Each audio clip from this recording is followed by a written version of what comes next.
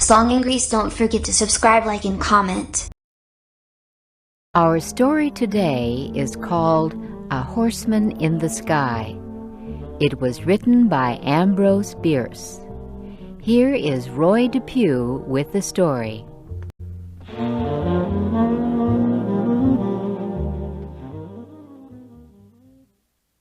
Carter Druse was born in Virginia. He loved his parents, his home, and the South. But he loved his country, too. And in the autumn of 1861, when the United States was divided by a terrible civil war, Carter Druse, a Southerner, decided to join the Union Army of the North. He told his father about his decision one morning at breakfast. The older man looked at his only son for a moment, too shocked to speak. Then he said, "As of this moment, you are a traitor to the South. Please don't tell your mother about your decision. She's sick, and we both know she has only a few weeks to live." Carter's father paused, again looking deep into his son's eyes. "Carter," he said, "no matter what happens, be sure you always do what you think is your duty." Both Carter Druse and his father left the table that morning with broken hearts. And Carter soon left his home and everyone he loved to wear the blue uniform of the Union soldier. One sunny afternoon, a few weeks later, Carter Druse lay with his face in the dirt by the side of a road. He was on his stomach, his arms still holding his gun. Carter would not receive a medal for his actions. In fact, if his commanding officer were to see him, he would order Carter shot immediately. For Carter was not dead or wounded. He was sleeping while on duty. Fortunately, no one could see him. He was hidden by some bushes growing by the side of the road. The road Carter Druse had been sent to guard was only a few miles from his father's house. It began in a forest down in the valley and climbed up the side of a huge rock. Anyone standing on the top of this high rock would be able to see down into the valley. And that person would feel very dizzy looking down. If he dropped a stone from the edge of this cliff, it would fall for 600 meters before disappearing into the forest in the valley below. Giant cliffs, like the one Carter lay on, surrounded the valley. Hidden in the valley's forest were 5 Union regiments, thousands of Carter's fellow soldiers. They had marched for 36 hours. Now they were resting, but at midnight they would climb that road up the rocky cliff.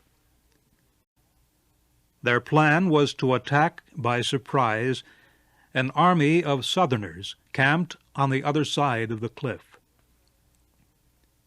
But if their enemy learned about the Union Army hiding in the forest, the soldiers would find themselves in a trap with no escape.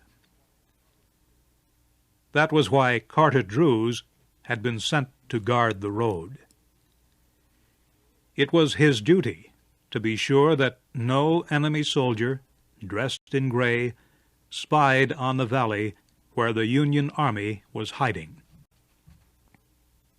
But Carter Druse had fallen asleep.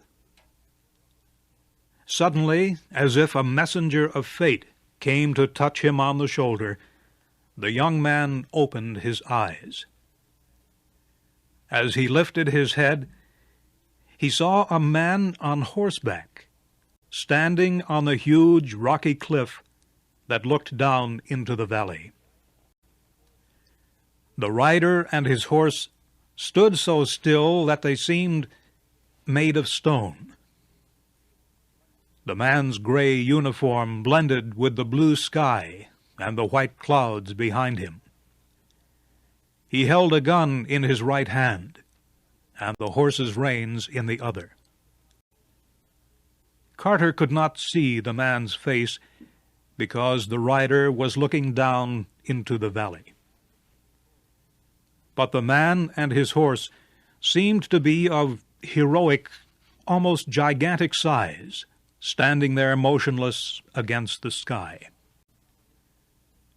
Carter discovered he was very much afraid, even though he knew the enemy soldier could not see him hiding in the bushes.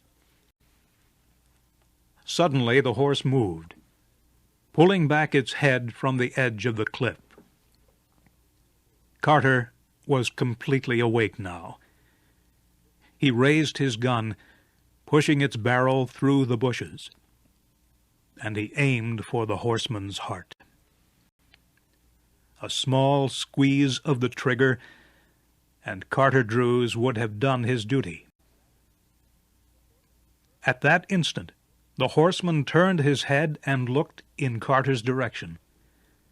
He seemed to look at Carter's face, into his eyes, and deep into his brave, generous heart. Carter's face became very white. His entire body began shaking. His mind began to race, and in his fantasy, the horse and rider became black figures, rising and falling in slow circles against a fiery red sky.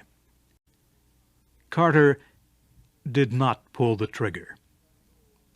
Instead, he let go of his gun and slowly dropped his face until it rested again in the dirt. Brave and strong as he was, Carter almost fainted from the shock of what he had seen. Is it so terrible to kill an enemy who might kill you and your friends? Carter knew that this man must be shot from ambush without warning.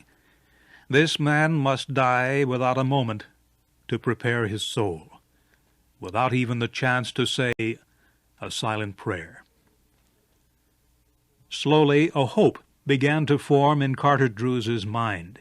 Perhaps the Southern soldier had not seen the Northern troops. Perhaps he was only admiring the view. Perhaps he would now turn and ride carelessly away. Then Carter looked down into the valley so far below. He saw a line of men in blue uniforms and their horses slowly leaving the protection of the forest. A foolish Union officer had permitted his soldiers to bring their horses to drink at a small stream near the forest, and there they were in plain sight. Carter Druse looked back to the man and horse standing there against the sky. Again he took aim, but this time he pointed his gun at the horse. Words rang in his head, the last words his father ever spoke to him. No matter what happens, be sure you always do what you think is your duty. Carter Druse was calm as he pulled the trigger of his gun.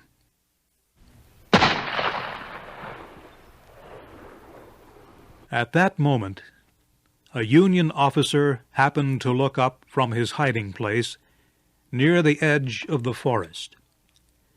His eyes climbed to the top of the cliff that looked over the valley. Just looking at the top of the gigantic rock so far above him made the soldier feel dizzy. And then the officer saw something that filled his heart with horror. A man on a horse was riding down into the valley through the air. The rider sat straight in his saddle. His hair streamed back, waving in the wind. His left hand held his horse's reins, while his right hand was hidden in the cloud of the horse's mane. The horse looked as if it were galloping across the earth. Its body was proud and noble. As the frightened Union officer watched this horseman in the sky, he almost believed he was witnessing a messenger from heaven, a messenger who had come to announce the end of the world. The officer's legs grew weak, and he fell. At almost the same instant, he heard a crashing sound in the trees. The sound died without an echo, and all was silent. The officer got to his feet, still shaking. He went back to his camp, but he didn't tell anyone what he had seen. He knew no one would ever believe him. Soon after firing his gun, Carter Druse was joined by a Union sergeant. Carter did not turn his head as the sergeant kneeled beside him. "Did you fire?" The sergeant whispered. "Yes." "At what?" "A horse. It was on that rock. It's not there now. It went over the cliff." Carter's face was white, but he showed no other sign of emotion. The sergeant did not understand. "See here, Druse," he said after a moment's silence. "Why are you making this into a mystery? I order you to report. Was there anyone on the horse?" "Yes." "Who?" My father."